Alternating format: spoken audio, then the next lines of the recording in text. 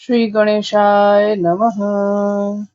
श्रावण मास महात्म्य अध्याय 21 पूर्णमासी व्रत वेदोत्सर्जन। सनत कुमार ने पूछा, हे प्रभु, अब आप कृपा कर मुझे पूर्णमासी व्रत की विधि के बारे में विस्तार से बतलाइए। इसका महात्म्य जानने से सुनने वालों और श्रवण के इच्छुकों की चाह और बढ़ जाती है। शिव बोले, हे सनत कुमार, श्रावण मास में पूर्णमासी को अथवा पौष मास में पूर्णमासी को वेदोत्सर्जन होता है। इसके लिए रोहिणी नक्षत्र अथवा पौष मास की प्रतिपदा तिथि कही गई है। अपनी अपनी शाखाओं के अनुसार अन्य समय उपाकर्म तथा उत्सर्जन के लिए श्रेष्ठ बताए गए हैं। श्रावण मास में पूर्णमासी को उत्सर्जन उत्तम और मनोनुकूल होता है। बहृच शाखार्थी उपाकर्म के लिए श्रावण नक्षत्र प्रसन्नता पूर्वक करने चाहिए। शास्त्रों के मतानुसार गुरु तथा शुक्रास्त में प्रथम उपाक्रम शुभारंभ नहीं करना चाहिए। इस अवसर पर ग्रहण अथवा संक्रांति आदि आने पर यह अन्य समय पर करें। हस्त नक्षत्र सहित पंचमी अथवा भाद्रपद मास की पूर्णमासी वाले दिन अपने गुह्य सूत्र के मुताबिक उत्सर्जन उपाकर्म करें। बल मास पड़ जाने से उसे शुद्ध पक्ष में ही करें। प्रति वर्ष इनको नियमानुसार पूर्ण करें। उपाकर्म पूरा होने के बाद द्विजातियों के सामने उनकी सभा में ही स्त्री समाधि समर्पण करें। तब उसे ब्राह्मण अथवा आचार्य को दान में दे। प्रथम तांबा, चांदी अथवा सोने के पात्र में एक सेर गेहूं के ऊपर आटे का दिया रखकर उसे प्रदीप्त कर दे।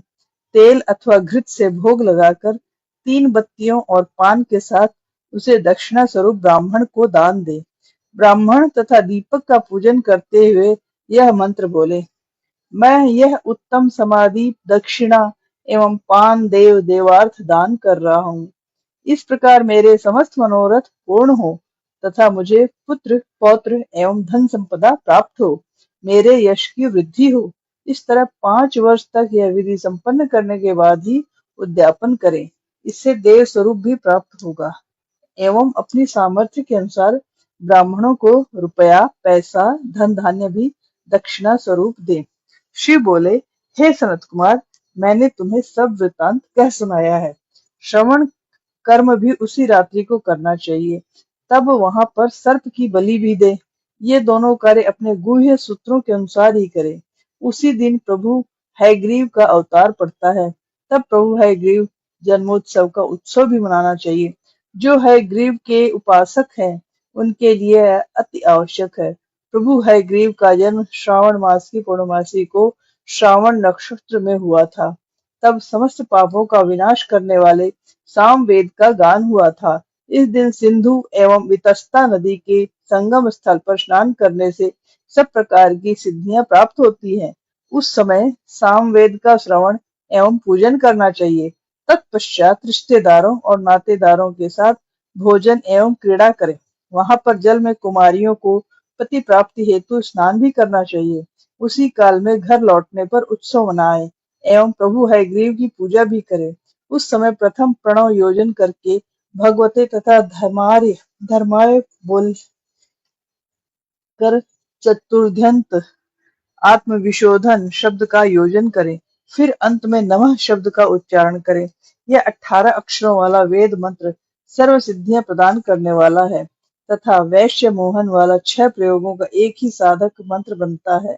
इसका पुरुष चरण तो अक्षरों की गिनती के अनुसार 18,000 अथवा 18 लाख होता है, परंतु कलयुग में यह चौगुना होता है। इस प्रकार भगवान हयग्रीव प्रसन्न हो समस्त मनोरथ पूर्ण करते हैं। रक्षाबंधन भी श्रावण मास की पूर्णमाही को आता है।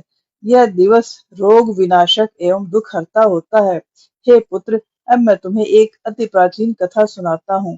पहले इंद्राणी ने यह व्रत जय सिद्धार्थ इंद्र के लिए किया था। हे पुत्र, उस समय देवताओं और असुरों के मध्य 12 वर्ष तक घोर संग्राम हुआ था। इंद्राणी ने इंद्र को युद्ध में थका जानकर स्वयं रक्षा करने का वचन दिया। उसने पूर्णमाही को शुभ मानकर उस दिन मंगलादि के बाद अपने पति के हाथ में रक्षा कवच धारण करवा दिया था। इंद्र ने भी यह कवच धारण कर ब्राह्मणों के सहयोग से स्वस्ति वाचन के बाद अपनी सेना सहित राक्षसों पर धावा बोल दिया। देखते ही देखते सुरों ने असुरों को पराजित कर विजय प्राप्त की। शिव बोले, हे पुत्र, मैंने तुम्हें रक्षा कवच का प्रभाव भी कह सुनाया है। यह सुखदायक, आरोग्यवर्धक एवं धन प्रदाता होता है। ब्रह्मपुत्र ने पूछा, हे प्रभु, यह रक्षाबंधन पर्व किस विधान, किस समय और किस तिथि को मनाना चाहिए? इस पर भगवान बोले, हे वत्स, यह पर्व श्रावण मास की पूर्णमाही को आता है। अतः उस दिन प्रातः स्नान आदि से निवृत्त होकर ध्यान करना चाहिए। सायंकाल पूजन के पश्चात पितृ, देव और ऋषि का तर्पण करें। स्वर्ण पात्र की सुरक्षा बनवाकर उसे सोने के धागे से बांधकर मोतियों की माला से विभूषित कर उसे सरसों व चावलों के भीतर रखकर सुंदर बनाएं। उस स्थान पर पहले कलश रखकर पूर्ण पत्रों के द्वारा उसे रक्षित करें। अपने समस्त सगे संबंधियों के साथ वहां बैठकर गायन वादन का श्रवण करें। तब यह मंत्र उच्चारित करें, आपने महाप्रतापी राजा बलि को जिस बंधन से बांध दिया था, अब मैं उसी से मैं आपको बांधता हूँ। अतः हे रक्षे, अब आप न चलें, कभी न चलें।